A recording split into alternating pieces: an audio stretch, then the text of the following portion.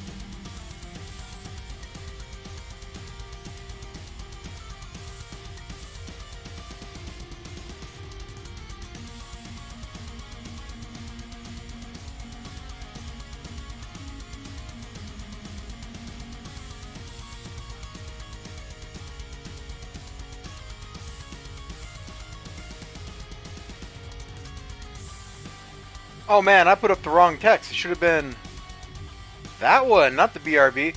Anyway, we really will be starting soon. I'm just trying to find a link, and I can't find the dang thing because nobody wants to get on here and chat like about this stuff with me. But I'm going to go over here in my Discord server and get on.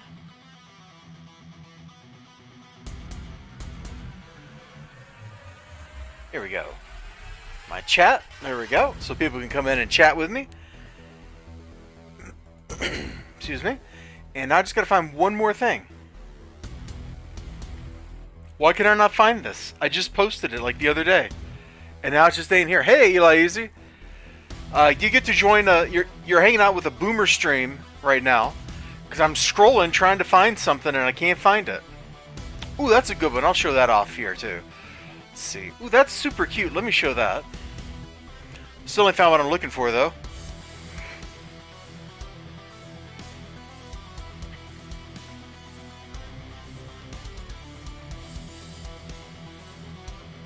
Oh, let me just do the Twitter search. So how are things going, Mr. Eli Easy, the Game Hunter?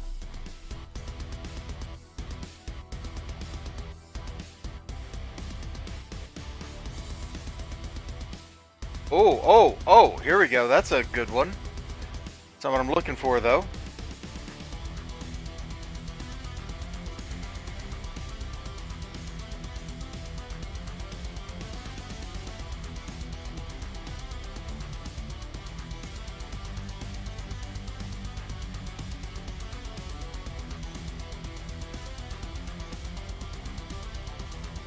Man, I cannot find the thing. Hey, here we go.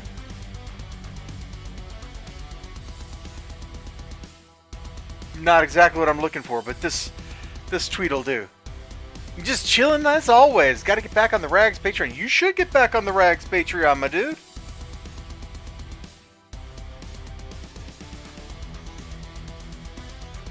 Hold on. Let's see.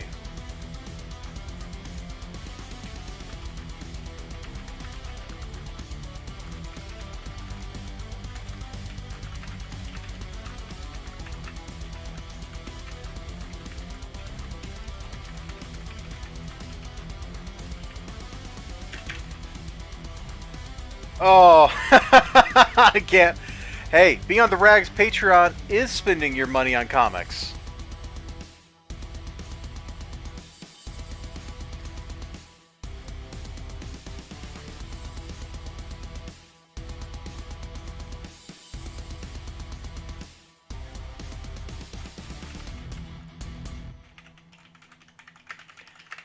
I might have a guest coming on.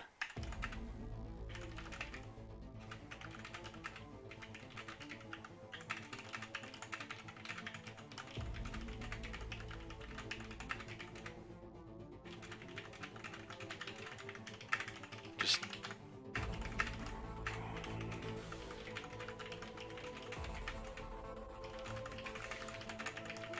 your experience.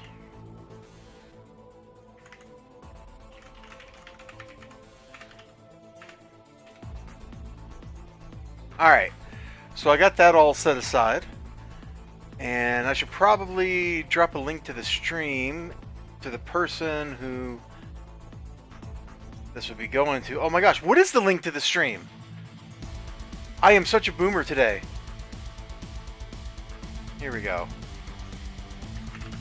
The stream should be live here. Alright, cool. Alright, we should actually clear some of this stuff off. And hey, Ninja Weasel, welcome to the party. You may notice there's a gigantic stack of books just hanging out here. I just got done reading all these yesterday, and I was about to do reviews, and then I got distracted, and so no new reviews today.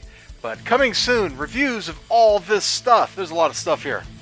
Jeez, I don't even know where to put this. I guess the floor. You're going to the floor, Robin. See you later. That actually was kind of a disappointing book, by the way. Like, issue 1 gave it so much promise, and this issue is just all like Robin and Ra's al Ghul talking, and Ra's is like not being a genocidal maniac. I don't get it, man. Ra's al Ghul, not genocidal maniac. It don't work for me.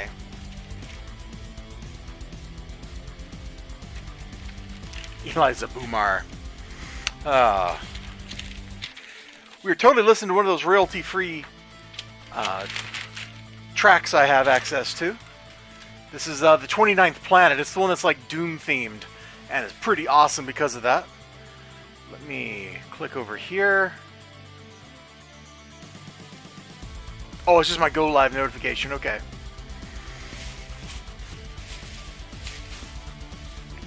Let's see, and I think Sean gave me my receipt too. Where's it at? Oh, there it is, still in the bag. Alright. You saved $2. Oh, baby. I saved 2 whole American dollars.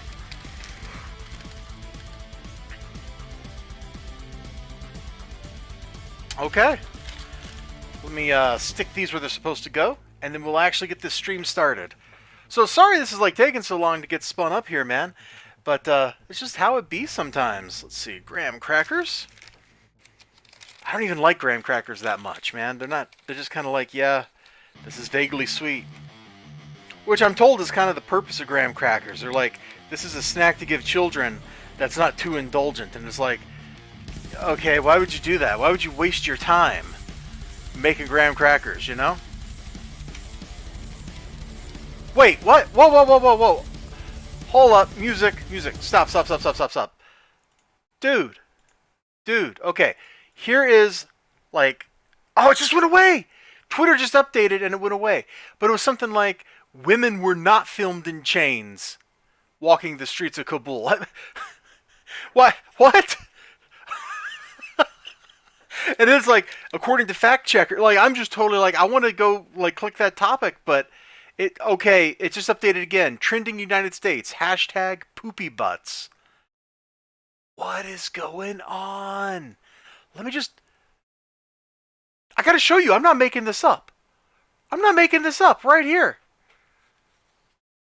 What? I'm flabbergasted. I don't actually know what to say about the last 2 things that have popped up on Twitter, man. Like, I just opened up Twitter so I could get some photos and talk about CGC, and it's all like, yo, bro, poopy butts. Like, what universe is this that we're living in, where hashtag poopy butts is a thing that would be trending on a social media site? Hi there, Quake Nerd. Just watching Childhood Nostalgia. I'm not sure I can actually read that on YouTube, Ninja Weasel, but know that I chuckled sensibly.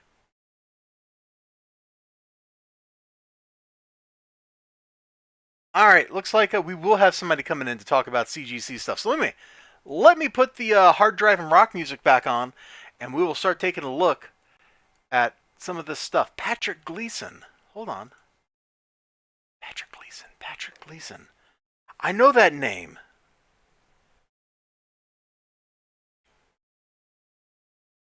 Don't I know that name? Patrick Gleason, artist. Seen the Wiggles? No, but I did watch a video about how one of the guys in the Wiggles had to retire from the Wiggles because he had like a condition, and then he like later had a completely unrelated cardiac arrest or something like while the mic was still live, and the band was like playing an encore to cover up the fact that they were trying to resuscitate him backstage. I did just watch a video that mentioned that stuff. That's all I know about the Wiggles.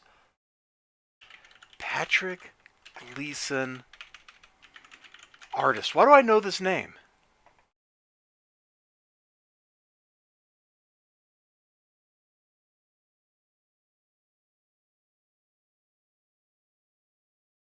I'm looking at what he's done here. Oh, I forgot to get the music going again. Hold on, let me hit the...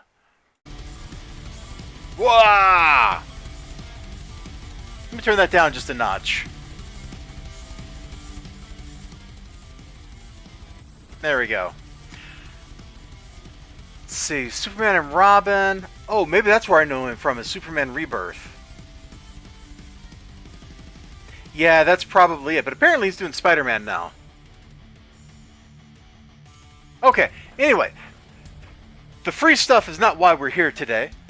I just saw that previews book, and I'm like, oh yeah, let me just grab that. We'll pop in and we'll make fun of the previews stuff later.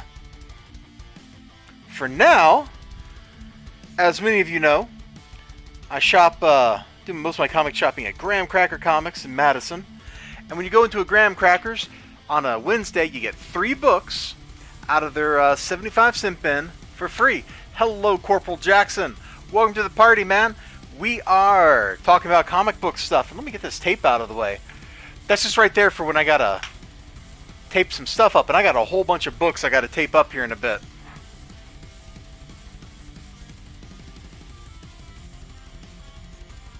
Man, I got so much ice in my drink here, there's like no water. All I did was take like 1 sip and it's all gone. So that kind of stinks. Anyway, so free stuff out of the 75-cent bin. Continuing to slowly collect all the old Valiant stuff for free. A lot of editing on the Quake Wiki. Cool. You know what? That is something people do not get enough props for, is all the time spent editing wikis and making sure people like me have the right information. Like, if there wasn't a bunch of like hardcore dudes that were super into making sure like the EU4 wiki, Europa Universalis 4 wiki is like up to date, I wouldn't know how to play the game, man. Because I would just get on that wiki and start reading and figuring out how mechanics work. And sometimes it's out of date because there's a new mechanic or whatever, but you know, in general, like, I've learned a lot just looking at wikis.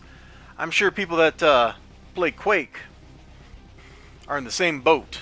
The same boat ski. That's Russian for boat, by the way.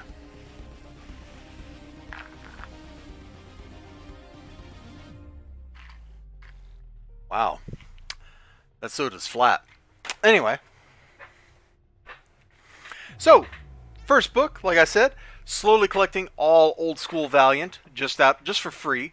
Like, I bought a couple issues, but mostly I'm getting these things for free, baby. Look at Rai being super bad right here, just karate chopping like a dragon to death. You know, when you're a positronic human being, like, why can't you? If you want to karate chop a dragon to death, you can totally karate chop a dragon. Who's going to stop you? Ah, Corporal Jackson volunteered as a tribute to complain about the CGC. So, okay.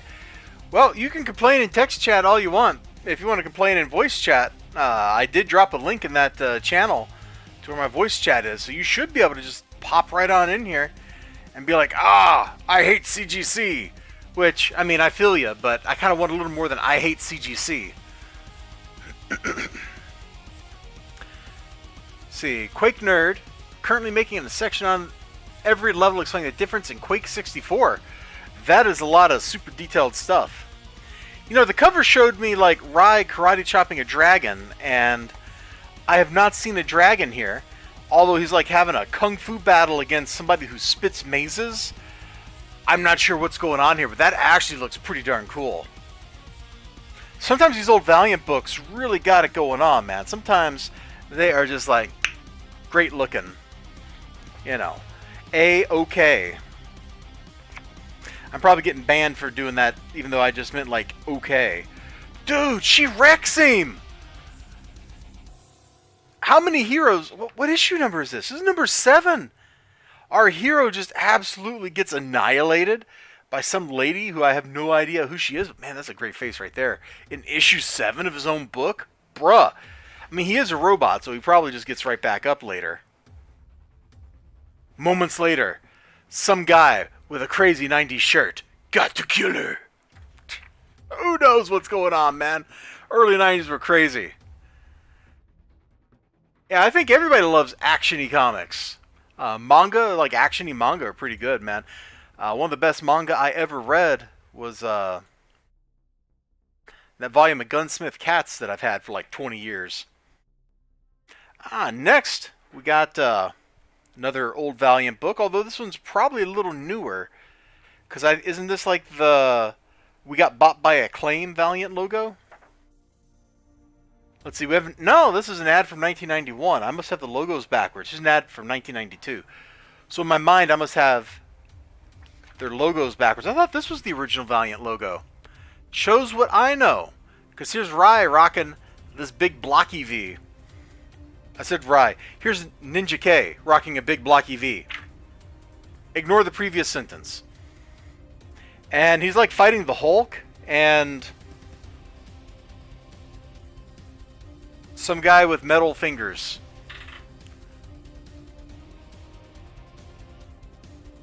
Oh, we got an ad from 1995. Maybe this is the Acclaim era logo. And that ad on the back is just like a holdover. What's the chat say? She can paint with all the colors of the wind. Womp womp, Ninja Weasel. And then, oh, Eli Easy. That is the Acclaim logo. I was right the first time. Vindication! Vindication! Vandalay! Vandalay! Wait, no. Wrong TV show. Okay, Plague, Part 2. Ninja K is watching a guy who's a mummy with fungus growing on him. Why this guy has moss growing on him, I don't know. Well, it does not want to flip over right there. Weird. Dude, they just like nuke this guy. The fireball bursts windows all down the street. 6 men die, incinerated. The other bird sets down and disgorges a hazard-suited fire team in our faces. Stay where you are! No fancy stuff! We're here! Oh wait, this is Ninja K talking. I can't do a British accent very well without going all hoity-toity, so we're hoity-toity here on the authority of Neville Alcott. MI5. This is our hoity-toity show. Here's my doily. Don't miss it. Oh, don't miss it. Don't mess it up worse than you already have, bruh. Shove it, superhero. We've got an authorization right here from the ministry itself. Now screw off out of my face, bro. Oh, man. This is why they will never hire me as a voice actor. Ninja K for IntelliSavalas has to get extra sneaky. Who loves you, baby? That one. He's infected, right? Wait a minute. What are you doing? It's called Extreme Sanction. Oh, man. These guys are playing new sports right now. Extreme Sanction. Brought to you by Pepsi.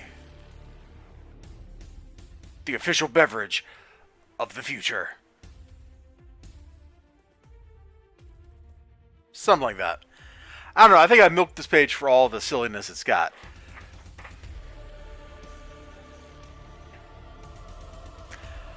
Just kind of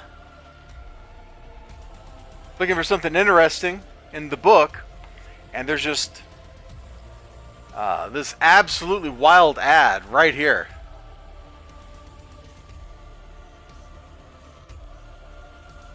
Who knew that there were that many superheroes? I didn't. Yep, he looks like he's in quarantine, testing him to make sure he's not contagious and going to kill the world with the evil plague. Of course, when I think of the plague, I think of something entirely different. Extreme sanction powered, sponsored by Power Thirst. Yep. Let's see. Don't I just have that gift laying around somewhere? Oh, look at that. I sure do have that gift just laying around somewhere. Oh, wait, I got the MP4, which is a little bit better. Bruh, you're going to copyright strike me with the audio. Don't do that, VLC. Oh my gosh. You know, I'm just over here getting ready to show the plague off, and VLC's all like, "You're in trouble, bro." Yeah, so when I think of the plague, I of course think of the plague from one of the best movies ever made, Hobo with a Shotgun. This is when they first appear, alright? Bruh. There we go. Yeah, how cool are those guys? Super cool, am I right? I know I'm totally right, you don't need to tell me. So when I think of the plague, that's what I think of, as opposed to like an actual plague.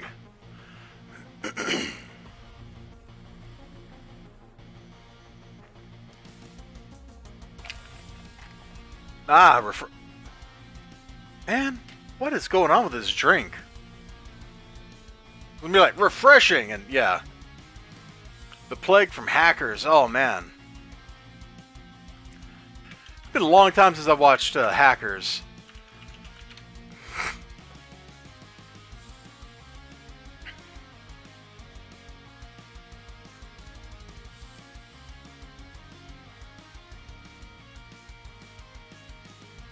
But I think we can show that. Look at this dude. Look at this dude. How cool is he?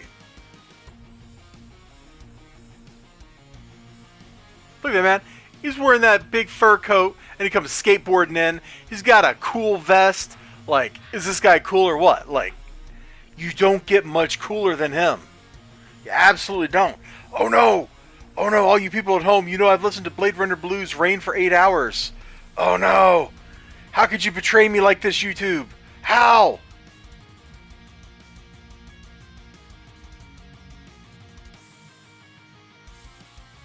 Man, maybe I should watch this movie.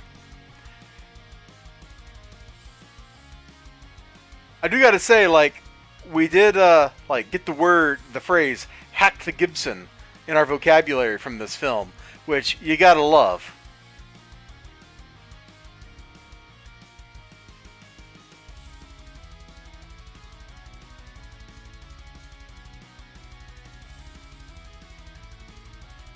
You know, kid, like,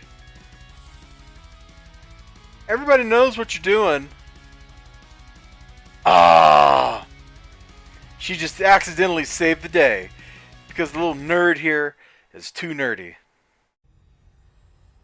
Man, this is such a bad movie. It's so much fun. I remember watching this like, oh, when did we watch that? It was been like 2000 or something, man. Skating through the hologram server racks in his pimp coat. Yeah, exactly. This movie, Ninja Weasel puts it best here. This movie was so dumb, I loved the heck out of it. Absolutely right. Like, if you want a better movie about, like, hacky... It sure looks like Penn Jillette. You want to look this up on IMDb, bro?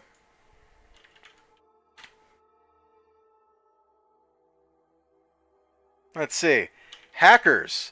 Man, we were supposed to be talking about comic books and CGC, and here we are 20 minutes in talking about hackers.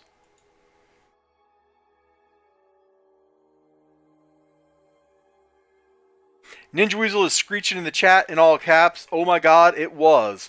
And I'm over here looking. Let's see. There he is, Penn Jillette as Hal. We've all learned something today. We've grown as people. We grew together. We found the way. And I guess speaking of the way, before I get to this next comic book, we'll just come over here. Let me share my monitor again, and then we'll look at Hellblazer here. You can blame Ninja Weasel for this one. It's not actually cake, which surprises me, because I thought everything was made of cake. Are you cake, son? I love it! What a great reveal! Isn't that awesome? People are so wonderfully creative sometimes. I absolutely just love this. That somebody not only had the idea of, wouldn't that be fun to make a mushroom-shaped bread that had a Goomba on the inside? But then they went and did it, and it turned out really, really well. Like, that is the epitome of being a cool dude right there. Ninja Weasel. I've never seen that bread before in my life, officer. Uh-huh. Sure. Sure, buddy. Hold on. I picked up a fourth notification. Oh, it doesn't matter. Okay. Probably just somebody hitting ad on me somewhere. Alright, let's flip through this Hellblazer. I don't know that I've read this one before. The cover doesn't look familiar. It's issue 65, written by Garth Ennis. Too cool to live. Oh man. He can raise the dead, but can he raise your consciousness before it's too late? Kid Eternity! And Nacinti. Guest starring Sigmund Freud, elizibar, and more of the greatest people who ever died. Yeah. Not doing a whole lot for me. I don't even remember that book. Wow. Okay, so I just like, I don't know what's going on here. We got a dude with a knife, and she just totally sucker punched somebody in the junk. And then she, what, just clawed this dude? Wow. Tough broad. Oh my gosh, it is so much worse than just punching him. Woo! To quote the ever-loving Ric Flair right there. Woo! Thank you, Music Cue, for kicking in for that second woo. Goomba bread sounds awesome. I know, they should sell that in a store, man. Kids would love it. Wow, this book is just absolutely brutal. I don't think I can even show you like that whole page. That's just mean.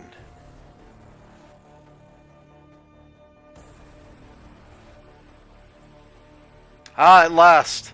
Something that's recognizably John Constantine. A man all alone in Britain, in the cold, smoking. Is there more of a John Constantine-looking thing in the universe than that? I don't think so.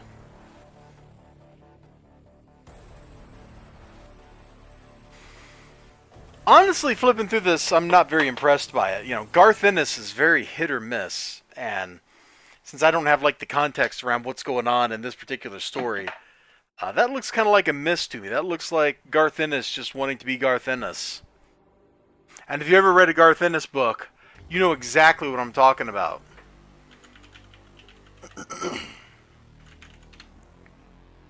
Oh, did we wrap around to the first song? Yeah, we sure did. Because, you know, I'm just like thinking, you know, someone getting stabbed in the junk.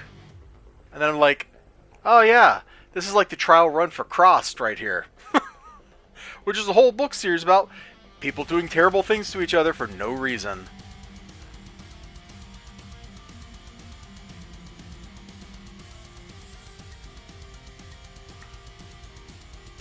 Oh yeah.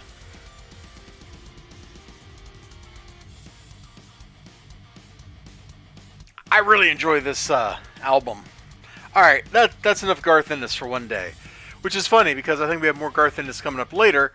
But, you know, whatever. I don't know that this is actually on my pull list, but my shop man, Sean, he was like, is this yours? And I'm like, I don't know. And I kind of flipped through it. And, you know, there was enough, like, crazy looking stuff in here that I was like, oh, yeah, I guess this is it.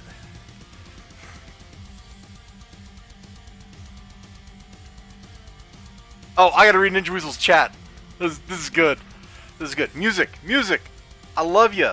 I love you, but please pause. Thank you. Thank you so much. And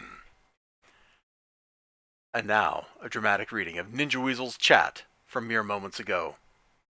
Asterisk. Stabbed in the junk. Asterisk. Space. Asterisk. John Constantine smoking. Asterisk. Man, there's some whiplash happening here that I am not prepared for. I've read the pro, actually. It's okay.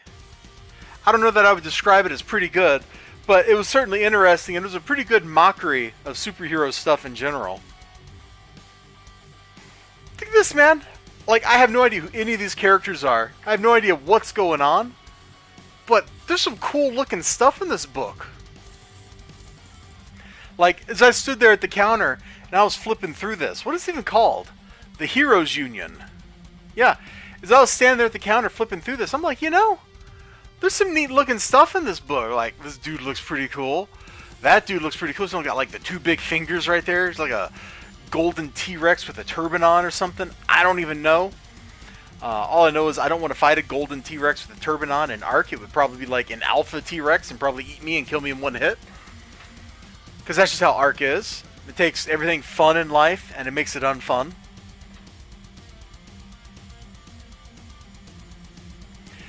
Like, this looks like some 80s style storytelling, so I'm actually looking forward to reading this thing, even though I know nothing about it, and it probably wasn't even on my pull list.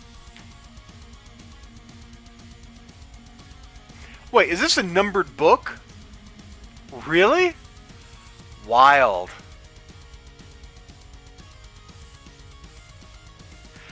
Legendary creators Roger Stern, Ron Frenz, and Sal Buscema unite to chronicle the exciting adventures of a marvelous new generation of heroes and villains in a cosmic epic bursting with so many breathtaking twists and thrills, it should probably come with seatbelts.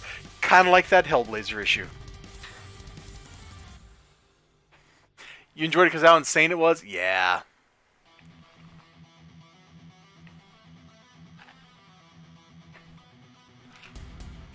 Oh, man. If I keep going, I'm going to need a new drink, man. I am running low. Let me see if my guest is here. No, he's offline. Bruh, you said you'd try. You said you'd be home in 20 minutes, and that was over 20 minutes ago. Bruh. We'll see what happens. If he shows up, he shows up. If not, I got some pictures anyway. Alright, next on the list. I'm going to mute myself for just a second and let my throat rest, because I'm like impassioned and talking dangerously.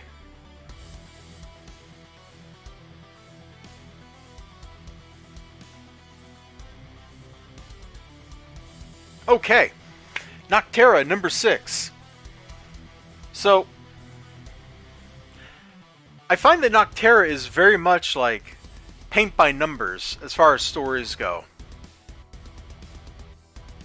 And if it wasn't for the really nice Tony S. Daniels art in it, it probably wouldn't even be really worth reading.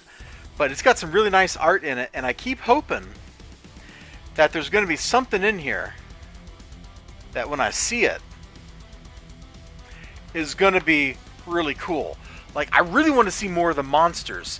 I kind of think that's where this book's strength is. The monsters and then Blacktop Bill. And we spend a lot of time with like the political machinations of other people, and maybe not a lot of time, but we spend enough time with other people doing stuff, and I just don't care. I want to see this lady put bullet holes in all kinds of horrible monsters. Like, that's just what I want. And the book is all like, yeah, I don't know that we want to give you that, Dr. Elizibar, PhD, you madman, astrophysicist, scientist dude who's also like an ordained reverend in California. Like, we don't want to give you what you're asking. You have all those credentials. You don't need that story. And I'm like, bro, I need that story, okay? Give me what I want. So maybe we're about to get what I want. Because the big plot is kind of revealed. And, well, it's not exactly happening. Although we do got Blacktop Bill here. That's him, the flat black. Like, I really enjoy that. A character who does not have anything to do with the lighting and the universe around him in that regard. One of the things they did when they were experimenting with bringing City Heroes back as a... I guess it's a private server, but it's not really. It's weird. I can't really explain the situation in the time we have allotted. But if I remember right, there's like a costume option called Spectrum or something, and it takes your character out of the lighting system. So all the lighting effects that would normally be like sprayed across you just don't happen anymore. And I don't know if that actually made it to the live or if it was just like in the beta server, but like that looks really cool. And this dude totally is rocking that, man. He looks really cool. I actually think he looks really awesome, even though it's like the simplest of all possible character designs, because it's a bold choice. I mean, look around at the rest of the art on these pages. Look at all the like detail work on this guy, the subtle lighting shifts across his fingers. Like, there's so much of that stuff going on here. These things in the background, the glass separating them, like all that detail's there. And then this dude just shows up and he's just like, I am Fanta Black. And that's it. That's it. There's nothing else. Just like, boom. It's bold. It really is bold. And I'm glad to see this dude showing up some more in the book, because I like it. Alright, I don't want to flip through too much of this, because I feel like I've already spoiled the book for myself. And I didn't intend to... Oh man, the cover spoils the book. Look at that. Like, that's Blacktop Bill, right? So he's like getting cut through the face or something? Bruh. Spoilers. Hello. Yeah. Yeah. That's just how it be, though. That's just how it be.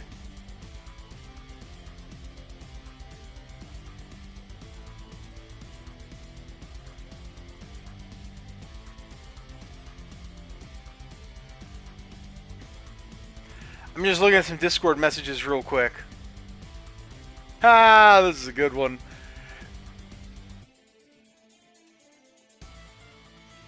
Oh, that's also terrible, but good. I'm going to show that one. I might get in trouble for it, but we are so looking at this. It's not funny, but it's pretty funny at the same time. That came from Brian Ball right there, so you can blame him. And then the other one that I thought was pretty good, also kind of in bad taste, but not nearly as bad a taste. Yeah. Back to the comic books.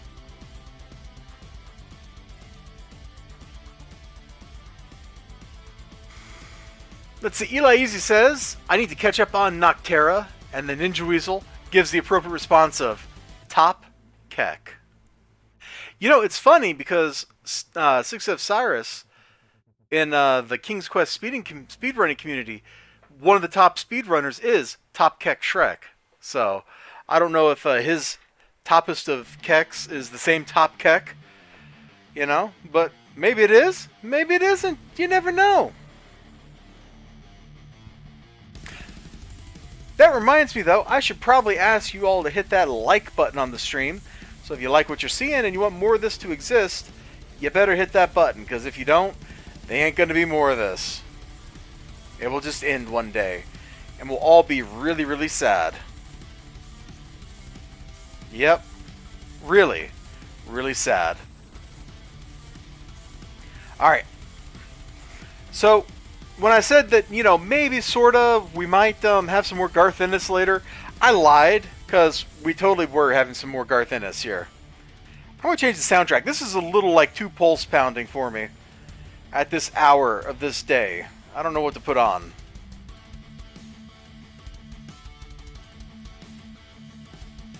You know what? Space Church music. Let's go.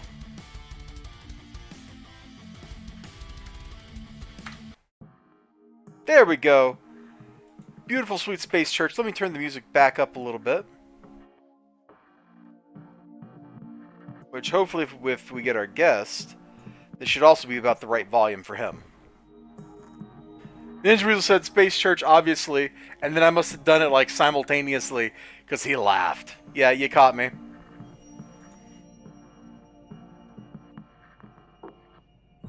Oh, well, thank you for that. I appreciate it, Mr. Corporal Jackson.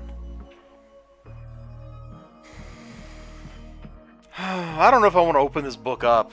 Like, if you're wondering what I'm doing here, I'm just kind of, like, looking at this book, looking at my drink in my hand, and wondering, do I really want to open this up? Like, I don't know that I liked issue 3.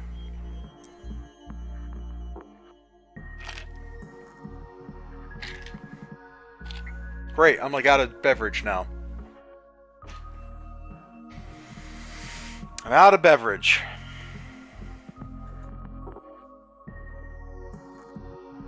Oh, hey! We got somebody here, but it's not the, It's Zelquin. Hello, Zelquin. How are you doing? I see you lurking in the voice chat. I don't know if you mean to be lurking there, but you certainly are. You can unmute and talk if you want to. Don't feel pressured, but, you know, if you're here to, like, pay attention to what I'm saying for the stream, you should just watch the stream instead, because you'll get a much better experience with some music in the background and all that sort of stuff.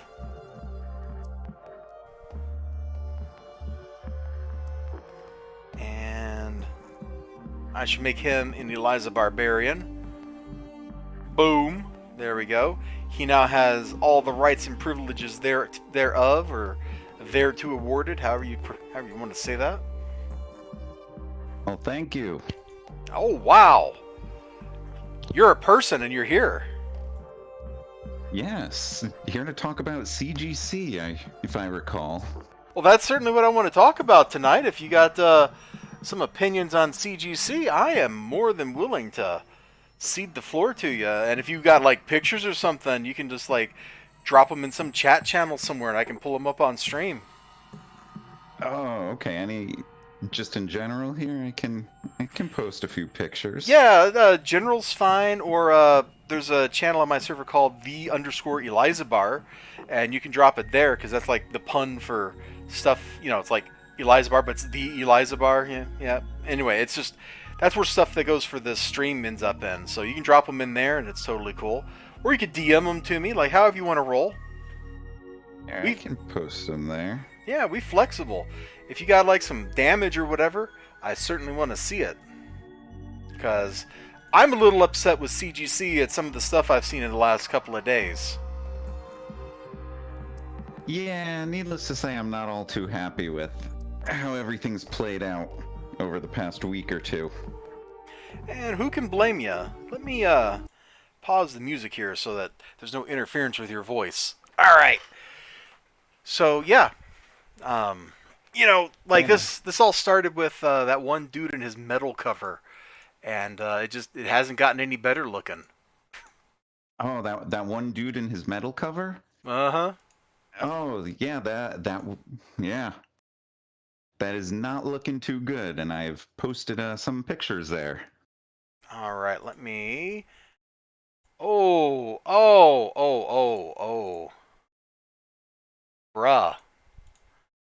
Bruh, this is... Oh, man, let me just... Oh. Bruh.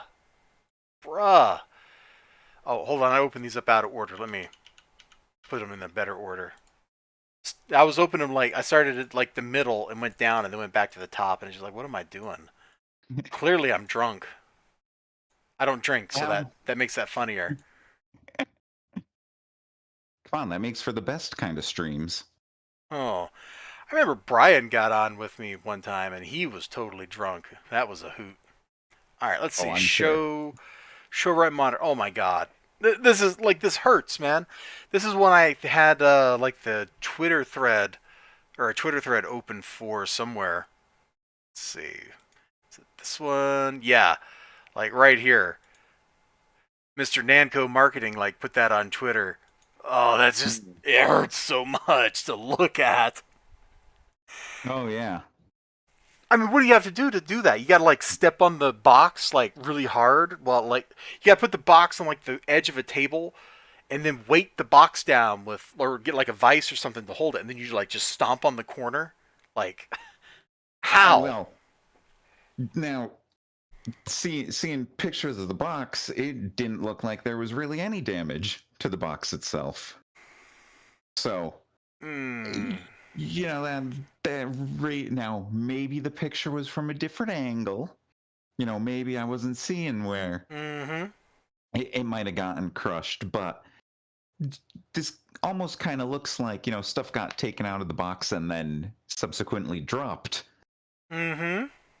On onto I don't know. I'm assuming they have a warehouse there and Yeah, probably a concrete floor. probably a concrete floor. Like that's like your medium case scenario is a concrete floor, and your best case scenario is a textured concrete floor. So Yeah. either way, there's some concrete in there. Oh, Oh yeah, this hurts. because even looking at it, the entire corners of all the bags are all scuffed up. Oh yeah, let me pull up like like this. Look at this. Oh my god. Look at this. This beautiful prequel over here. And that happened to it. Yep. Bruh. Are these actually yours? I didn't know who that metal cover belonged to.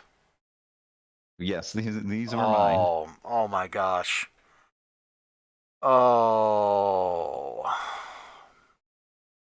I don't know if I said it previously, and this is maybe a little over dramatic because I'm going like straight for like the heavy duty language, but you have my condolences. Well, thank you. Yeah, and needless to say, when I get an email and it says, "Oh, all 10 books were damaged in the mail. They Mm. arrived this way," and of course, properly putting everything in there, bagged and board, and Gemini, and bubble wrap, and Mm-hmm. all that, and to Mm-hmm. hear, "Oh, this can happen. It's the mail. We can't, control that." It's like, well, I don't know about that. Mm. So, having all the big keys pretty much and sending stuff in to hear it was all damaged, well, not too exciting of a time. Now, like I noticed this. Were all these? Is this corner like? Did this happen to like be the same corner that was where the metal corner was in the package? Like, because this looks like something was tearing, not just like crushing. Yeah, I mean, it's all on that corner as far as I've seen from all the damage. The metal, the the Oh. floppies are on the bottom right, and the metal one is on the top left. So I can't quite say how. Mm. I would assume that the metal cover, was upside down the other way, but so that it would line up with the other ones. Yeah. But yeah, it's all of them are on that same corner right there. Man, some of these are like not that like I'm not going to diminish like your suffering here, but some of these are not that big of a loss. Like this particular one, I think I have like a copy of this book extra or something like that I bought from Brian for like $20 or whatever. But man, like that metal cover, there's only what like 3 of those that exist, if Oh that. yeah, and 5 of them. Yep. Oh. Okay, so 5 of them that exist, and then functional uh, prologues. There were 100 of those, but most of those probably just vanished and got thrown away. So who knows Yeah. how many of those are actually still extant? I got one, but I don't know that mine was out of that original batch of 100 or not. Uh, Mr. Geez, what do we even call him, Mr. Ginger? That's our toady and marketer. Like I don't even know what name I'm supposed to use for him in public. But like he's the one that got me that. He went and begged Brian to give one to me. I'm still not sure why, but I appreciate it. Yeah. And I mean, yeah, as you were saying, a couple of them were just, get a couple of these issue 7 signed. It wasn't, huge or anything, but Oh, did this one survive? This last one here? It looks like it actually survived with maybe just a slight crush. I see some burring on the corner, but all the books have that. yeah, that one was harder to tell. And I mean, especially for me, because I mean, initially you see the bag and board is definitely wrecked. Oh, So it's it's absolutely mangled. so a couple of these it's kind of tough. Is like, oh, is that just a crease that happened on the bag, or is that actually on the cover itself? Yeah. Oh, some of these are heartbreaking, man. I'm going to go back and show that metal one again just because this hurts. Like, Oh, out of all of these, this is probably the one that's the most egregious. oh yeah, that one, and especially too because the response back was, oh, we can press these for you, but there's nothing that can be done about the metal cover. And now, too, them all being signed, if they left CGC, they wouldn't be valid for signature series. So. Oh, geez, you're right. I hadn't even considered that. Yeah, CGC's signature policies, those draconian ways they like to do stuff. That definitely sucks. Like, I got this beautiful G.I. Joe book. It's got Sergeant Slaughter in it, and he signed it and wrote me a nice note on the cover at a convention. They would never grade that as, oh yeah, Sergeant Slaughter signed this, because some lackey, some little shiftless loser from CGC wasn't there to take his pants down as we're signing the books. It's like, you can validate his signature, bro. It's not that hard. CBCS will do it. Yeah, and I get it. If they want to say, oh, we have somebody there, it's all official and such, but even when they've confirmed, the books have the signature, and they say, oh, we can send them back to you so you can assess the damage and see what you want to do. And then I ask, well, will that still count for signature series? And they say, oh no, it's then left our possession, so we can't confirm the signature then. That's so silly, because okay, I'm gonna fake someone's signature on another set of books. Yeah, I understand where they're coming from, 100%. I get it. I understand chains of custody and stuff like that, but at the same time, this is consumer junk. When you get down to it, this is just stuff. This isn't life or death. It doesn't matter if it's super duper 100%. We know where this book has been every moment of its existence since somebody signed it. All they should really need to do is be like, hey man, we're gonna send you these. We have pictures of what the books look like on file. We're gonna send you these slips of paper. They're certificates of authenticity that we will accept if, when you send these books back, it looks exactly like what we have on file, so that we can grade it after you fixed it up or whatever. Right. And especially too because at least when I had checked, the lead time for pressing was 180 days. Sorry. Do you know how ludicrous that is? Oh, I know. So, if I can fix this up myself, probably for cheaper and quicker than what they can do, but then it's not going to count for the whole signature series. So it has to go through, I forget what the sort of CCS. Yeah, yeah, somebody else, yeah. Oh my lord. Now, and yet again, they still can't do anything for the metal cover, so that's going to be graded as is. Man, that hurts. Now, not being a person who is particularly interested in having graded books, I mean, it's cool and all, and there's a few things I own that I'm like, if I had disposable income and I wasn't hugely in debt, I could justify sending these off, but I don't live in that world, so I haven't done that. How much worse has this gotten? Because I remember, Mori Kyopa talking about this stuff, last year, and the turnaround was 3 months for everything. And now it seems like they're keeping books for effectively forever? Well, now, I am someone who's just dipped my toes into the whole slabbing process here. So this is kind of my first foray into it. And... hold on. I'm going to interrupt you for just a second, because I realized I never introduced you. And I don't know what name you want to be introduced as. So if you want to introduce yourself, please, go. Let everybody know who you are. If you want to. Don't feel obligated to either. Just if you care. I'm Zell on all the Discord stuff. So, yep, I'll introduce myself. I'm Zell. There we go. All right. Welcome, Zell. I'm sorry that we just jumped right into the deep end of this without any pleasantries, but as soon as I saw those pictures, it was like, ah! Oh, no, that was the whole point. Just jump right in, show how, what happened to all these. But but yeah, no, this is my first real foray into grading and everything, and seeing all the lead times, and even this had been at their warehouse for about 2.5 months before they opened the package to then say, "Oh, everything's damaged."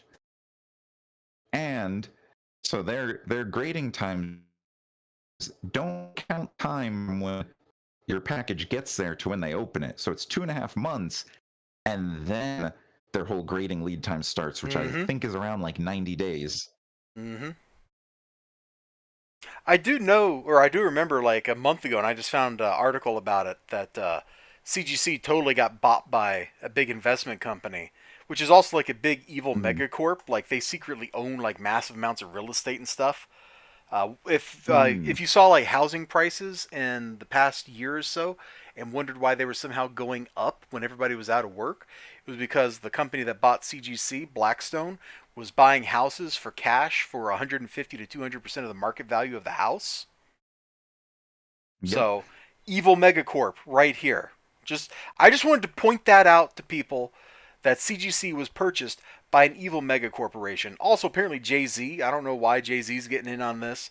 Maybe he wants to get some like collectibles certified in his own company or something to save money. But apparently he also bought them. But yeah, absolutely wild. Oh yeah, no, I happened to see that. And now too, CGC is starting to, now they've been doing their whole trading card grading, and now they even announced that they were going to start with video games. I thought they already had a video game grading business because there was that still in box uh, original Cells territory Super Mario Brothers, and I thought CGC was the dudes that graded that book or graded that game because it was unopened. It still had the sticker attached, and it was like from the first run of American Super Mario Brothers Oh, cartridges it that it it sold for went like a for. million or something. I think that might have been WADA that had been the grading company for that. I believe that's the big one with video games.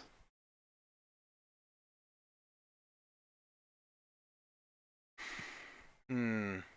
I might look that Yeah, up I later. I would have sworn CGC was, but I will take the L on that, and I'm just going to believe you.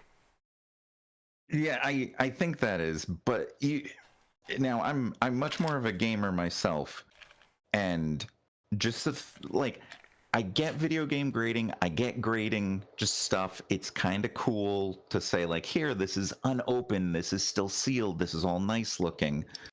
But the thing with video games is like a lot of these a lot of the stuff is opened up. Like a comic, you can essentially open it up and read it, but then you can still close the thing.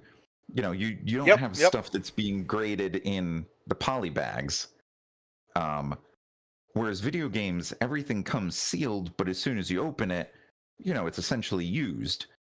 And now some of these grading companies are saying like, oh well, this is still sealed, or this is opened, or this is just the cartridge, or this has such and such. And there's just so many different variations, along with the fact that some games have different size boxes to them. Mm-hmm. So some of these cases could wind up being massive. Whereas, I mean, I think with comics, there's a couple slightly different sizes depending on what age you're looking at of comic, but every at least with modern stuff now, everything is pretty standard from what I know. Uh, so I'm gonna make a comment about comic sizes, and then I'm gonna espouse my general like philosophy on all this kind of stuff. Comic sizes, there are six, six or seven sizes that books can come in. You have like the standard Golden Age size, which is pretty big. Silver Age, which you can kind of fit a Silver Age bag into like a jumbo modern bag. Then there's like modern and current, and I'm not quite sure what the difference is, but bags and board or bags come in different sizes for those, and they fit both sets of books. So I don't really understand that one. Then of course you've got like thick books, like 80-page giants and stuff. I don't know if you consider that different, but they sure take different bags. Hmm. Um, and then you have Treasury Editions. I don't know if you've ever seen one of those before, but they're gigantic. And then there's the magazine size books, like a lot of the Black Label books from DC are. Or I got a book here that I hadn't shown on camera yet called God of Trimmers, and it's that size where it just fits a magazine bag. Let me. Are you in? Are you actually looking at the stream, or are you just hanging out in the voice chat? I got both open. Okay, cool. And I can just drop this down in the stream. I don't have to like try to take a screenshot or something. But like these magazine size books are gigantic. Like there's a regular comic book lined up with it. It'll show up on the stream in a few seconds. Yep. So a lot of like Harleen came in that format. A lot of the other DC Black Label books have. And then Treasury Editions. Let me go grab a Treasury Edition for you. I got a couple. I got one that's actually older than me. Or maybe as old as me. Because it was my brother's. I got a couple I got as a present a few years ago. Let's see. Let's get the really old one. My Battlestar Galactica. That was my brother's. And these things are ginormous. Like, have you ever seen like the packaging that like an LP comes in? You know, like a record. Like how big those things are. Yeah, that's Treasury Editions are that for comic books. Mm-hmm. Just massive sizes. Yep, you can see it's like got as much paper per page as 2 pages of a regular comic does. Yeah, now that's a comic. Yeah, it's actually a pretty good comic too. I remember reading that when I was like 4. Yeah, this was totally my brother's. It came from Rose's Department Store in Louisville, Kentucky. Many years ago. Yeah. Cost a big $1.50 in $1980. Ooh. Yeah, that's when you know you're a high roller. And it's a special collector's edition too. All the Treasury Editions say that. Here, I got a couple of them. I just grabbed them off the shelf. They all say that up in the corner. So, Marvel Treasury Edition Giant Superhero Team Up, $1.50. It's got Thor, Hulk, Namor, The Thing, Spider-Man, Daredevil. Like, who knows what's going on in this book? I've never read it. Wow. Got this Defenders one. But yeah, they all say special collector's issue up in the corner here, just so you know that your gigantic comic is in fact special in some way. Oh, of course. Look, it was like 1983. What do you want, man? Oh, certainly more interesting as artifacts than a lot of modern comics that claim to be collector's editions. Yeah, I mean, I've not been in the whole comics, thing too long, but even some of these, like, I don't know, I've been reading some of the X-Men lately. Oh, I'm sorry. Yeah, I know. I've kind of been enjoying them because I've never read any previous X-Men stuff. But I'm trying to go back to that. But seeing some of this where, like, it'd be like, oh, here's a giant size X-Men. And I feel like at the time that must have been a really interesting thing that, like, here's this brand new, larger book. Whereas now it seems it's like, oh, here's a giant size X-Men. Here's one every other month kind of thing. Where it just it loses some of the special to it. Yeah. You're absolutely right. Like, a great example of that, I don't know if you read any DC books, but like 2 years ago, there was Detective Comics 1000, 80-page giant. Maybe it was 100 pages. I don't even remember. But it's a big, thick book. And I think there's like 100 cover or variant covers for that thing too. And then... Yeah, I think I picked that one up. Yeah, I got like 6 or 8 copies of it because I got a bunch of different covers. It was real thick, yeah. Yep, and then 6 months later, Action Comics 1000. We'll do the same thing for Superman. And then 6 months later, Wonder Woman 800. We'll do the same thing for her. And then like Green Arrow. And then now they're on like Robin 80th anniversary special. And just like every crazy milestone they can think of. They're like, hey, let's just go come up with something that we can use to spell a special giant edition of a book. And it's ludicrous because none of this stuff is collectible. They produce too much of it. Yeah, and actually I had kind of noticed that too because I forget which one came out first, but it was Detective Comics 1000, and then maybe a little after that it was Batman's 80th Oh yeah, anniversary. yeah, yeah. You're right. They did that Like, too. and it was like 3 weeks after, maybe, or maybe a month after, and I was like, wait, why are you doing these big, celebration events, and they're all one right after another? And then after that, it was like the Joker's 80th anniversary. Uh, shouldn't be the Joker's 80th anniversary, but Oh, maybe not. 'cause I think the Joker I don't know. Oh no, actually, no. I take it back. It would be the Joker's 80th anniversary because I think he debuted in the 40s, so the time would be about right for that. Oh, okay, But yeah, your yeah, point is well taken. Like, I'm right there with you, man. It's like there are these quote milestones, and they're using them to sell books. But like, man, I was in my store, Graham Crackers, and there are still Detective Comics 1,000 books hanging out on the shelf. Like 2 years later, or 18 months later, however long it's been. Time is weird right now because nobody's going out and doing things, so it all kind of mushes together. But oh yeah. like 2 years ago or whatever, and he still has like I don't know 30 of these things hanging out in the store that he can't get rid of. He even put them out. I don't know about this year, but Free Comic Book Day. Oh man, maybe Detective 1000 was like 3 years ago now. Jeez, time flies. Anyway, like at Free Comic Book Day a couple years ago, so Free Comic Book Day 2019, I guess. Like they were on the Free Comic Book Day please take one list. Yeah. So then that shows you how much they're trying to just move inventory and get it out. Yep. Now I did promise to kind of expound on my view on all these collectibles that we all spend so much money on. And I think this kind of separates me from a lot of other people. I know, like when I explain this to somebody like Maury that's into grading, they look at me like I'm possessed. And it's because books are for reading, games are for playing. And if you never take that book out and read it, how do you know that the stuff that's supposed to be in there is in there? If you never take that game out and play it, how do you know that the game works? Oh yeah, and even even more so with games. Um, I I have a couple games that are still sealed, but now all of these do have batteries in them to be able to save your game files. Hmm. Now, after 20 years, I can promise you that the batteries are probably dead, and you know, just the fact of battery leakage, the game could actually just be destroyed inside that box. Oh my gosh, dude, I have to tell you this because this is funny. So, well, maybe not funny. It's mildly amusing. So, a couple years ago, my nephew came up to visit. Supposed to be, I guess, 2019, and he stayed here for 3 weeks or whatever. And he got hooked on Civilization for the Super Nintendo. The stupid Hmm. battery in that cartridge still worked 29 years later.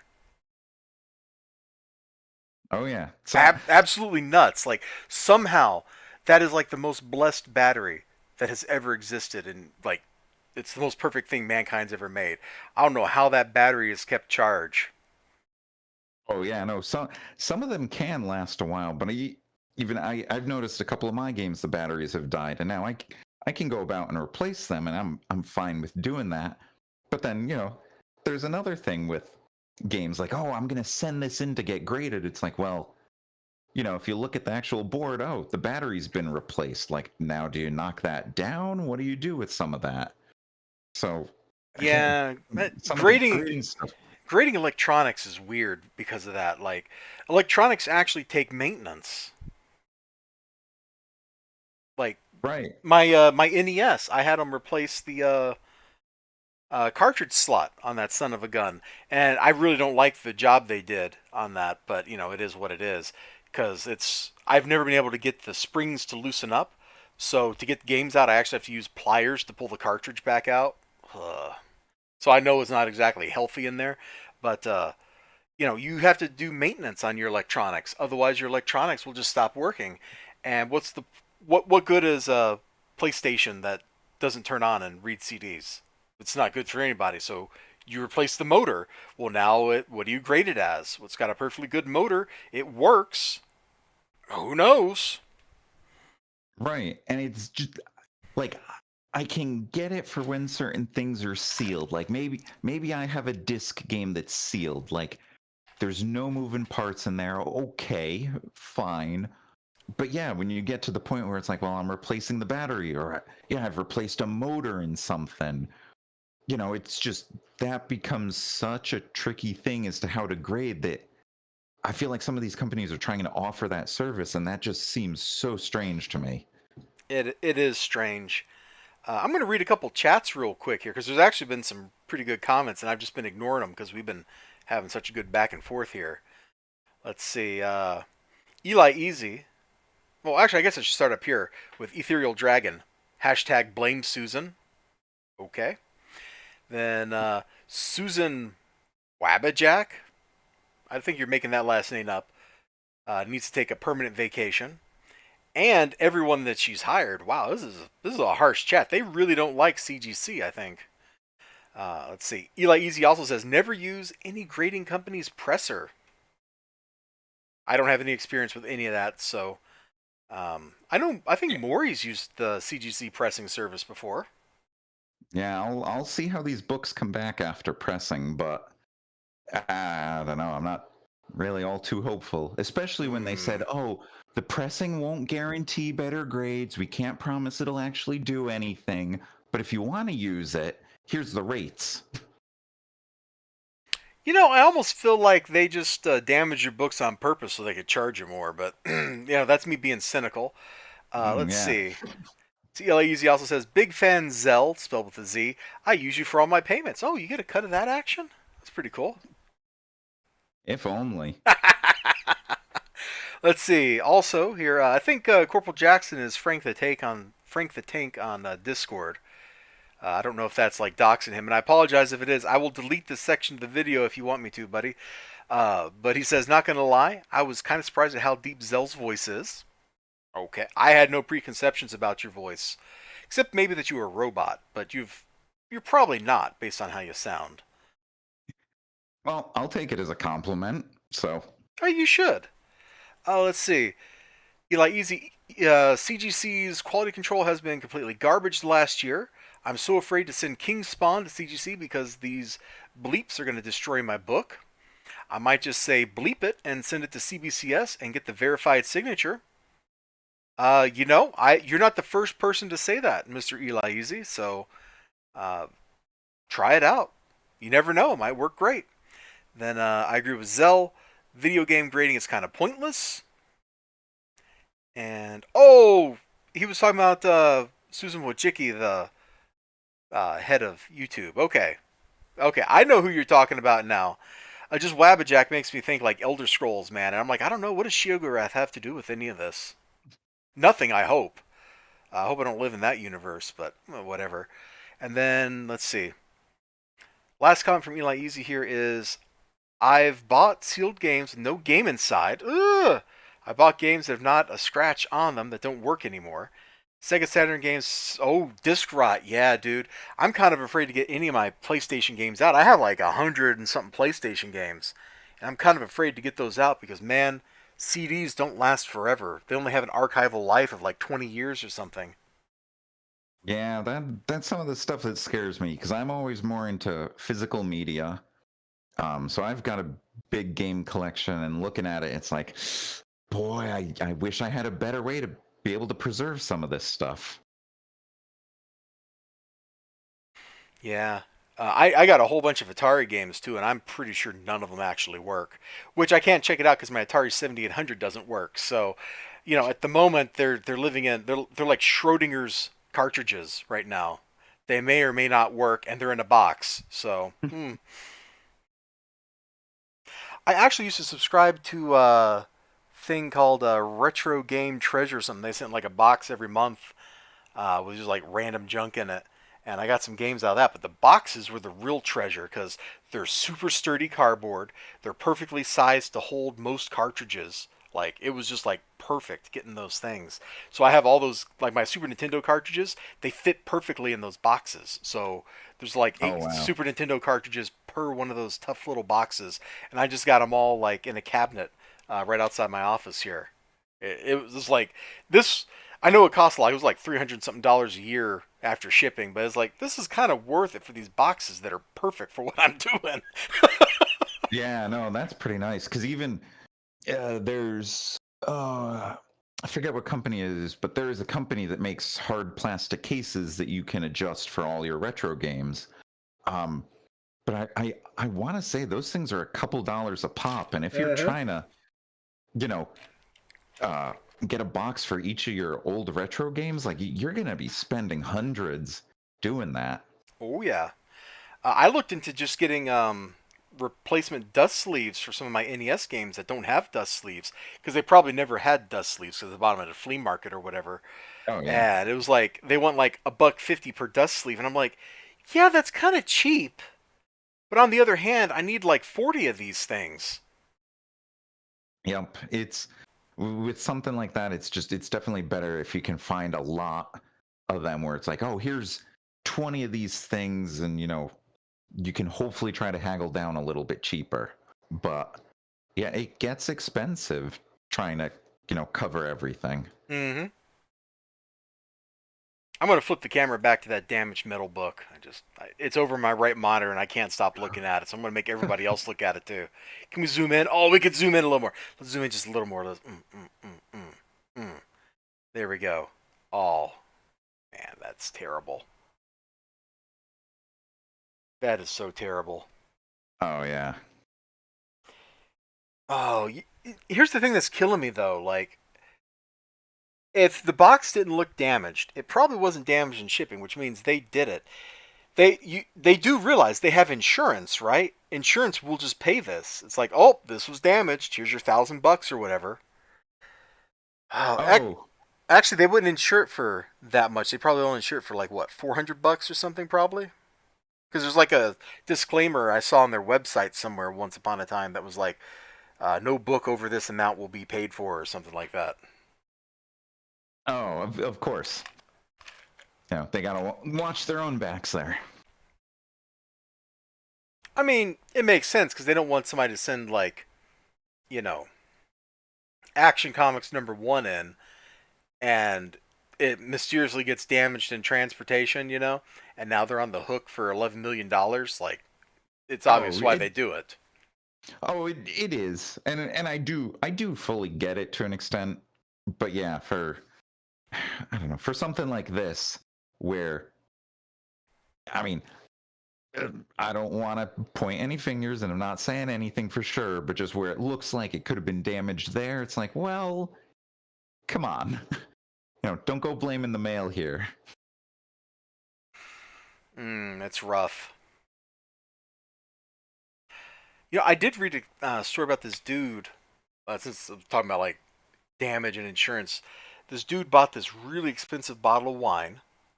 Like, it's worth like $250,000 or something. He got it insured from Lloyd's of London.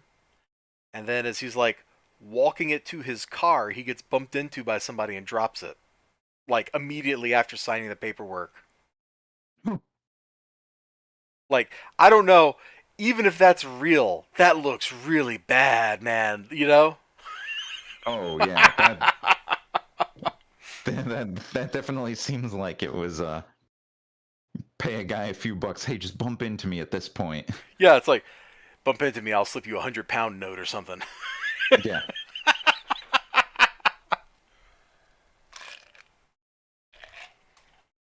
Man, I am out of beverage. This sucks. Man, we were supposed to have somebody else here chatting with us, but they didn't show up. I'm not naming names, but, Mr. VCTR, or is that you? Are you secretly VCTR? And yeah, you are. Oh my gosh. Yeah. Why do you, I hate, who changed your name? Was it me? Please tell me it was me, because that would be really funny. No, I think it's, someone who gets on and gets drunk and starts changing all the names for fun. Oh, okay, so it was Daquan. Gotcha. Okay. Yeah. Man, I thought somebody else I was waiting on somebody else. I'm like, man, I'm running out of stuff to talk to with Zelko in here. And then it turns out it's you the whole time. Oh, man. Oh, it's been a long day at work. What can I say? Expecting someone else, but it's been me, Dio, all along. I'm glad you made the comment. Look, man, if you can't laugh at your own foibles, what can you possibly laugh at, right? Oh, exactly. Gotta keep the humor to actually stay sane. Let's see, Eli Easy commented, "It's too much of a hassle, and I honestly don't know if I'll ever have time to play games again. Man, if I didn't play some games every once in a while, I'd go crazy. Like, where else am I going to take out my frustrations on life if I can't just shoot a bunch of things in the head in a video game? Hmm. What, you think I'm going to go do something productive, like take up woodworking? I think not. I'm offended at the very thought. I'm not offended at that, but, you know, it's like, Well, yeah. come on. You can't even take up woodworking. Have you seen the prices on lumber during the pandemic? Ah! Oh, yeah, man, there was uh, a bit I saw a couple months ago now where somebody was like, "Oh, with the price of lumber, Hacksaw Jim Duggan is richer than the $1 Million Man," and of course, the $1 Million Man somehow found this and replied, "Yeah, but I bought the lumber company." Oh Lord, wrestlers are a hoot to follow on Twitter. By the way, if you've never like randomly like stumbled across like an old school '80s wrestler and started following them on Twitter, they're all hilarious. Oh, okay. They're Yeah. like old enough that they don't take themselves seriously anymore. Oh, that's the best point. Except for Hulk Hogan. He's still Hulk Hogan on Twitter because everything he says begins or ends, or sometimes both, with brother. Gotta stay in character.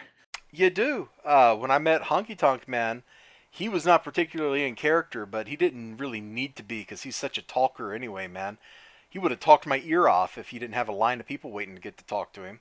But Sergeant Slaughter was Sergeant Slaughter. Like, when he put me in that Cobra clutch, I knew pain.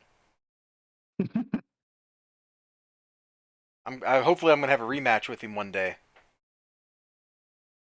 Yeah, gotta practice up your skills there. Yeah, you know, I may have a PhD in pain, but he taught me a few lessons. Hey, there's always more to learn. Yep. Oh, hey, here we go. This is one thing I wanted to show on the stream, just because this was me BSing on Twitter about your book, and I know Ninja Weasel is out there, and he's appreciating the Don Corleone gif here. Yep. I felt your pain, man. Like, as soon as I saw that, I'm just like, this hurts. This hurts a lot. Geez, Oh, yeah. when was that? That was almost 2 weeks ago, huh? That was. Let me check the date real quick. When did I? Um, August 4th was when I actually found out about it, and I kind of sat and stewed for probably a week trying to figure out what am I gonna do about all this. Timeline makes sense because I posted this on the 10th, it says. So that would have been like sometime after I learned it. So you would either said something like the morning or the evening or whatever Oh of the yeah. previous day. So yeah, timeline all makes sense. And oh man, don't spoil AEW for me. I ain't watched it yet. I'm gonna watch it tomorrow. Twitter, stop it. Ugh. And somehow Poopy Butts is still trending. What? I don't want to click that. Get it off of here. Oh, Yeah. Twitter's so weird, man. Oh yeah. Yeah, I can't stand the site. Yet I still use it just to keep up to date on a few games and other stuff. So what can you do? I think we all do that. But what we can do is we can show some stupid memes. Like, I was just watching Peter Sameti's stream the other day, and like within like a minute, he'd made these two like absolutely meme-worthy faces. One of very seriousness, and then one where he's smiling. Is like, yep, I'm gonna put this together. Meme master over here. Somebody's got to do it. Do you know about Alterna Comics? Do you know how they roll? Um, are these the dollar comics? For a long time, they were $1 or $1.50. Yeah, they've got a little more Okay. expensive because the price of paper has like doubled. in the past like 3 Mm. years. Mm. So they're like $1.99 now. But yeah, that's how they got into floppies, man. You could get Peter Simeti's own book, The Chair, reprinted for like $1 a pop. That's a pretty dark horror book. It's a really good read. And then a lot of their other titles were like $1.50, and super cheap to get into. It's printed on newsprint. A lot of their stuff is really good. And he has basically like fought a one-man war against Diamond and won. Wow. Because he's making more money now not going through Diamond and selling directly to people in stores instead of selling through Diamond to stores. Yeah, and now I haven't been in comics all too long, but from what I've heard, Diamond was like the distributor for stuff. Oh, you don't know this? Oh, dude, No, okay. So, yeah, I'll give you the 2-minute history of comic book distribution. Once upon a time, there were many distribution companies. This time was known as before the 80s.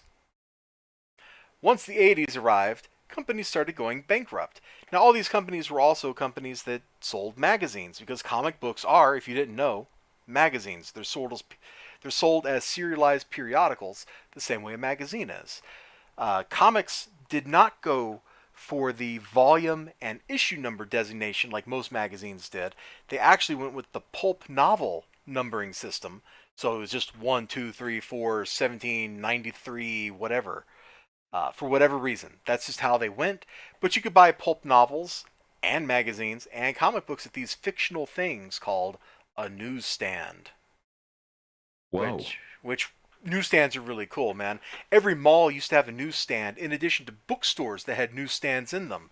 Like, the world was a crazy place. You could actually go to a store and purchase the thing you were looking for, as opposed to looking at Amazon and buying it there. Wait, I couldn't just order stuff from the comfort of my own home? Only if you wanted to order from the Sears catalog. Oh, good old Sears. Yeah, that's how Sears made all their money, man. I don't know how Yeah. they lost when the Yeah, but, 90s rolled around. yeah, come on, they're still around, right? They had so much money. They were doing so well. And Sears was the place to be. Like, back in the 70s and the early 80s, Sears was like the place.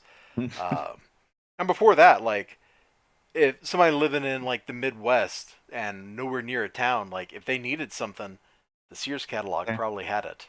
yeah, yeah. What was it? Sears and Roebuck mail-in catalog. Exactly. Good stuff. Anyway, back to the story. So when the 80s roll around, comic books discover this thing called the comic book store, or as they like to call it, the direct market. Which is stupid because the direct market should be them selling directly to a customer, but whatever.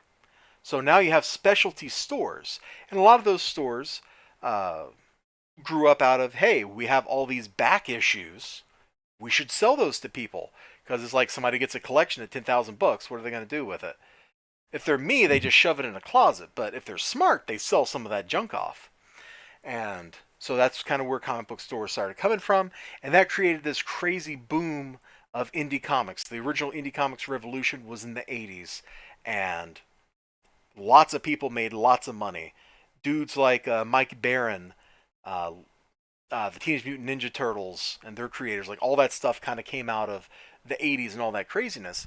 But part of the problem is, now that comic books were not just being sold to newsstands, they were being sold in these other channels. You had to have distributors for those channels.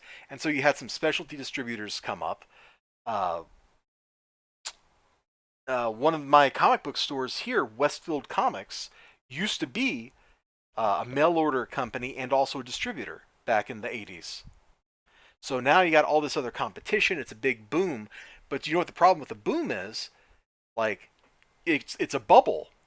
And when it pops, a lot of people are left holding their hats and nothing else. Yep. And so a lot of companies just started dying. Magazine distributors stopped carrying comic products. And so now you had like 3 or 4 distributors for comics instead of a dozen. And you're in the early 90s. One of those distributors was Diamond. One of them was actually a comic book store that also distributed comics to other stores. It was called Heroes World. And there were a couple others. I think there was like Capital City Distribution and maybe one or two other companies out there at the same time doing this stuff on a large scale. I'm sure there were other companies that distributed to like, oh, the 7-Elevens in Oakfield, New Jersey get their magazine rack from this company or something like Oh yeah. whatever. Like there are always things like that, but that's not the kind of companies I'm talking about. I'm talking about like the guys that have huge regional or national distribution networks. And there are only like 5, maybe like 4 to 6, depending on what year you're looking at, that really matter. Well, Marvel, in their infinite wisdom, they made some bad decisions. They bought a card company so they could make trading cards. Then they bought another card company so they could make trading cards. Like 2 years later. Nobody knows why. Like Does it get better? Did they buy a third one next? No, they went bankrupt. Ah. Like it was just straight, yep, go bankrupt, do not pass go, because they bought one of the distributors, Heroes World, and they would only sell books to stores through their own distributor. So then it turns out that Heroes World was not equipped to do nationwide distribution. Heroes World was equipped to do the regional distribution that they had been doing to their customers. So now everything everybody's ordering from Marvel is late. Or worse, not even existent. Yep. Now you couple this with what was going on with Image Comics at the time, where literally every Image book was 3 months to 3 years late at this point in the mid-90s. Like, people are just sitting around like, where's the next issue of Youngblood? I don't know. Where's the next issue of Wildstar? I think they stopped making that one. Like, nobody knew what was going on because people, artists, were not shipping books. They were not finishing them. Or, possibly even worse than just not creating the book, you had like, hey, you know what? My friend from high school wants to write comic books. And now you've got all the Youngblood spin-offs right there. Like Team Youngblood. Mm-hmm. Oh, so now you've got 2 of the 3 companies that are producing a lot of books aren't sending them to stores. So what do you think happens next? Lots of people go out of business. Comic book stores went out of business. Heroes World went out of business. Marvel went bankrupt. Image avoided bankruptcy because of their weird business model where they're not actually a very big company that does anything. They just say, oh, you have a book, let's print it. It'll cost you $2,000 plus $1 per copy or whatever. Like, that's how they roll. So Image has very low overhead, so they can survive basically anything. They're like the cockroach of the comic book universe. DC has a lot of trouble because not just those companies went bad, like stores were going out of business. Newsstands were having trouble because people weren't buying stuff on newsstands anymore to begin with. And now comic books aren't even being distributed to newsstands very much. In fact, a lot of newsstands around 95 to 97 just stopped carrying comics entirely, cutting off that market which had been the primary driving force of mass market comics for its entire existence since the 1930s. Right. And then even with, I'm guessing too, that, you know, with Marvel going bankrupt, all these other companies going out, just regular people are losing interest in comics because you go into the store, you don't see anything. You It's can't like, find well, them. Yeah. You can't find anything. And even if you do see some DC stuff, it's like, well, you know, I'm not interested now. Like, I can't find a couple things. Why am I going to pick up this? And you also got to couple this, and if you talk to Rob Liefeld, he'll be like, what I did was a big success. And it was sales-wise. Heroes Reborn, that was like 96 or 97 or something. And that was kind of like Marvel, this was like tied in, same time Heroes World was all that happening. And it's basically what kept Marvel from going completely dead and allowed them to be sold to another company so they could live on as the zombie shell of what they used to be, even though this was like the 4th or 5th different owner for them in 20 years. Yeah, Marvel just moves around. Marvel's like the slut, you know. Just whoever's got money, Marvel shows up and sleeps on their couch and puts out for a while and then moves on. So Yeah, the mouse has got them now. Yeah, they're chained up in the basement now. They're never getting out. But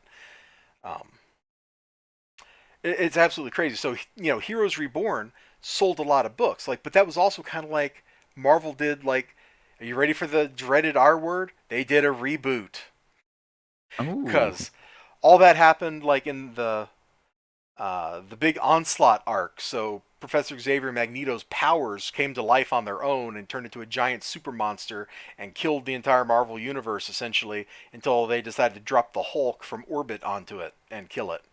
But like that wrecked everything. So Franklin Richards, Reed Richards' son, like rewrote the universe temporarily for like 6 months straight, and then he rewrote the universe back the way it was originally. I don't know. It hurts my head thinking about it now, 20 years later. But they did a reboot at the same time, and it was like a real reboot. This wasn't even like Crisis on Infinite Earths, where they were like, "Yeah, you know what? We're gonna somehow make every story you've ever read true." Except none of them are true. This was like, yeah, you know what? We have a new Final Fantasy issue #1. It starts the story over at the beginning with the Mole Man. Like, I have that book. That's like the only comic I bought in the mid-late 90s. And it was from an airport. I think I was flying from Hawaii back to stateside and got it at an airport to read.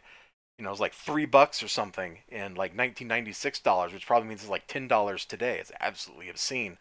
But it's like Fantastic Four #1, and it's the same story as the original Fantastic Four #1, just with 90s art instead of Jack Kirby's art. And so they like just did real reboots of here's the original story. Then they rebooted that just 6 months later. So, Oh yeah, come on, gotta get your number ones. and Marvel goes bankrupt. And if you remember, like the early 2000s, right? Like where all Marvel movie properties were owned by different companies. Yep. That's because of their bankruptcy. They needed money, so they got somebody to go down to Hollywood and just kind of like go from office to office. Hey man, you got some cash? I got a property to sell you, and they just sold it to whoever had money. And I mean, I just went through the whole MCU because I wanted to get caught up on it, but it's it's kind of becoming very clear that they still have issues with that now. Is Disney's trying to make the movies because certain characters can't be certain places or have their own movies because of other rights that these other companies still hold. Mm-hmm. uh, Spider-Man's villains, for example, those are all held by Sony. Mm-hmm. So they can't have Venom in the MCU unless Sony says so. In fact, they can't have Spider-Man in the MCU unless Sony says so. Fortunately, Sony has said, yeah, sure, you guys can have Peter Parker. But who knows what Sony's going to do, like, 6 months from now, because they're crazy and spiteful and vengeful. Right. And Mm. even X-Men stuff hasn't shown up yet because that's Fox, I think that. Yep, which Disney didn't own until like 2 years ago. Mm-hmm. Yep. So, out of all this stuff and all that crazy shenanigans of the late 90s, every distributor went bankrupt except for Diamond. And the only reason Diamond survived is they signed an exclusive distribution agreement with DC Comics. So now Diamond and DC were in the same boat, and the whole comic book industry got in the boat with them. And that's how Diamond had their monopoly until last year. Yeah, and was it actually DC that said they're not going to use Diamond anymore? It was. DC was like, Diamond, you suck. We're going to go work with 2 other companies and have them distribute our comics. And now one of them is out of the game because DC stopped distributing through them. So I forget which one it was. And here's the funny part about that. Both of those companies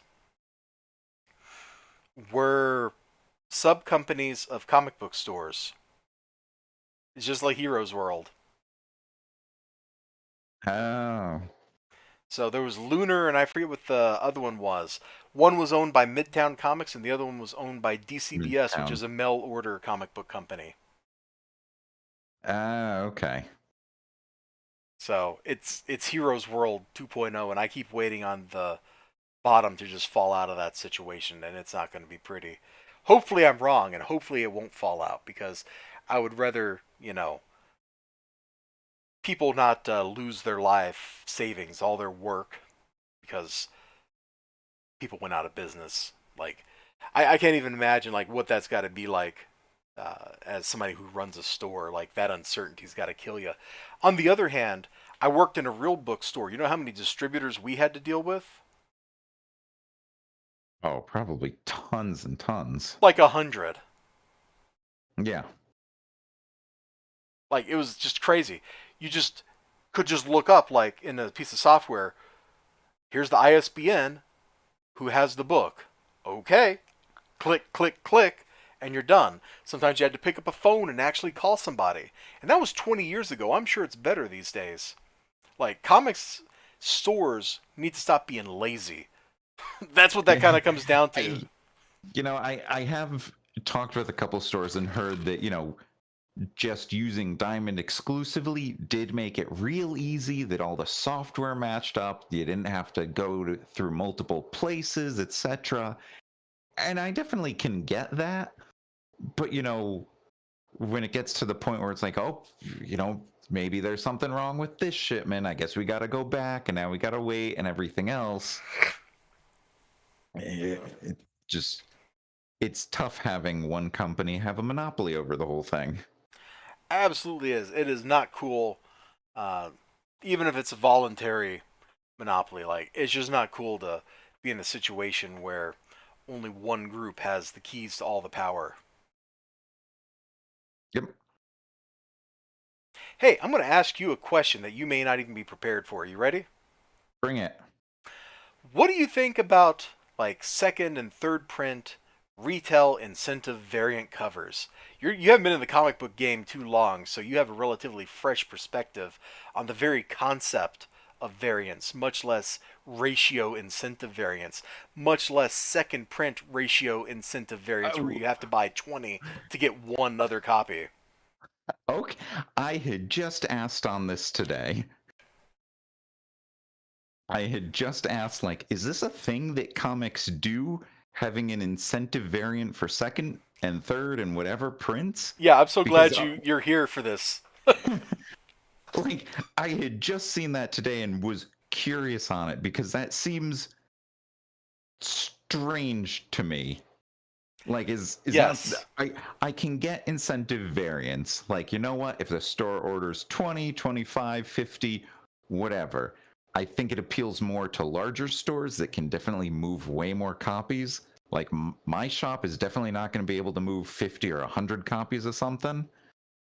But having incentives on second prints seems kind of strange because I feel like any further prints after the first, you're just not getting people ordering those as much for any reason. Except that's not true, man. Is Um, it? some of the later print runs are absolutely gigantic compared to the first print run.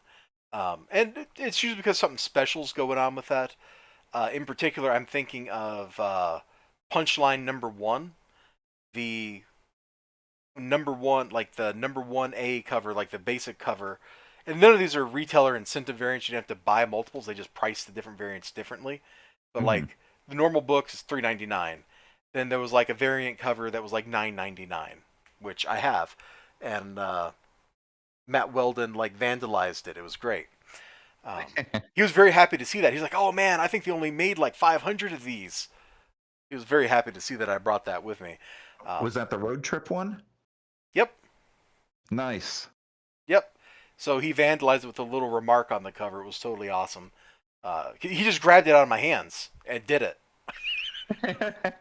I loved it. Uh, but yeah, so like you got like 10,000 copies or whatever of Punchline number 1. It's probably an over exaggeration. It's probably like 5,000, and then like Mhm. 500 of the variant cover, and then there was a second print, which was the free comic book day version. There were 80,000 of those. So Wow. sometimes the later prints have bigger runs than the first prints. That can also happen with a book that has unexpected popularity. So they'll be like, oh, well, we don't think this book's going to do anything. And then they'll print, 5,000 of them or whatever. And then, boom, everybody's reordering more and they don't have more to sell. So I was like, well, I guess we're going back to print. And so now the second print can have 7,000 copies or something. Like I think that has happened a couple of times in the last few years because I think I've read that that's happened, but I can't point you to a specific example of it. Some people or some companies guard their print run numbers very closely, and so you never quite know. Yeah. You just have to look at like Comicron and spend a lot of time digging into numbers, and I don't have the patience to do that kind of stuff a lot. But as you point out, it is really weird to have like a second print with an incentive variant. So you're telling me that you're going to sell enough second prints of The Me You'd Love in the Dark #1 that you can actually go to print on an incentive variant at a 1:20 ratio? That seems wild to me. That's No, so crazy. Yeah, because well, I had just seen this today. I was just trying to look up for issue 2 if there were any, ratio covers. And then I come across this, that it's a second print. And I'm like, what? How, like, I got the 1 in 25 for the issue 1. And I'm looking at this, I'm like, how would I even come across this? Like, it was already on, final order cutoff this past week. And it's like, well, I don't want to order 20 myself to try to get this. And I doubt my store is going to get more than like 3 or 4 maybe of the second print. And it just, I don't know, that seems crazy. It's absolutely wild. I didn't know indie companies were doing this. I know Marvel's done this because I think I saw this with like some Spider-Man books last year or over the last year. But I didn't know like Random Image Comic would be totally rocking this. That seems really strange. It's like, just how many of these are you actually selling? Like when I think about it, this is a random indie comic book with, I guess I know who Scotty Young is, because I think I have like the first 5 issues of Middle West in a box somewhere. So that's an okay book, but I decided not to keep picking it up. So it's like I kind of know the people involved here, and you're telling me this book is going to sell like hotcakes enough to justify this? I don't know. Like, what's your second print run? Is it like 10,000 copies or something? Why don't you just print 10,000 more #1 like first prints? That's the thing that kills me. Is they could have just sold that, but see here, this is it. This is the thing they do to you, man. They know that there's somebody out there who has to have every cover. And so if they do a second print and a third print and a fourth print and a fifth print, that person's going to buy one of each. And there's more than one person that does this. There's like 1,000 people that do this. And now they can justify indefinite print runs. Oh, yeah. And then you can make covers that are just the sketch art for the original one. Oh, have you seen some of Dynamite's variant covers? Maybe. I can't think of anything. Let's see. I'm looking in the cover gallery for this Sacred Six to see if there's an example of it. No, there's not. So let me flip to my camera so this shows up on the stream. So what they'll do is you'll have like the trade dress variant, and then you'll have the virgin variant, and there'll be one of those for each of like a dozen different covers. So you can see like here, whenever it shows up on the stream, like trade dress, virgin, trade dress, virgin, trade dress, virgin, trade dress, virgin. And so they'll do that for every cover they have. And then they'll also do like random sketch covers. Oh, what if we take the cover and we make it black and white? I have a book somewhere in my bins from them that's, I think it's a Project Superpowers book. So it's a bunch of Golden Age heroes. It's got an Alex Ross cover, and it's actually negative. So they just took the image and took the negative of it and made that a cover. Like that's what they do, man. It's sick. And then you got a color splash one. Oh yeah, that's a good one. You know what? For our Carnage cover, let's have a solid red sketch cover. Ooh. Yeah. The one I kind of keep thinking of is there's some Spider-Man that looks like just a wireframe of his head that they just keep changing out to different glowing colors. I can't remember what Oh, actual issue it is. I haven't seen that one, but this is a crazy one. Walking Dead #1. One of the later prints from, because this book has been reprinted multiple times in the 20 years since it first came out or whatever. Oh yeah. And so like 2 or 3 years ago, every comic book store could order their own cover, and all they did was they changed the logo on the window on the cover to be whatever the store's was. So Walking Boy. Dead #1 has approximately 1,000 covers. If you ever wanted to collect it, you could fill up like multiple long boxes with Walking Dead #1 at this point. And now I'll say I think that is kind of cool. Say if your local store has done that and you can pick up an issue of The Walking Dead that has your store's logo, I think that's kind of neat. But at the same time, they're definitely doing it just to try to get more people getting more covers Yep, because they know people are going to try to get all of them. especially something like Walking Dead that people get obsessed over. You'll get that hardcore group, and so now every comic book store in the company or in the country is going to be selling 50 books to those same 50 people. Yep. It's mad. It's absolutely wild.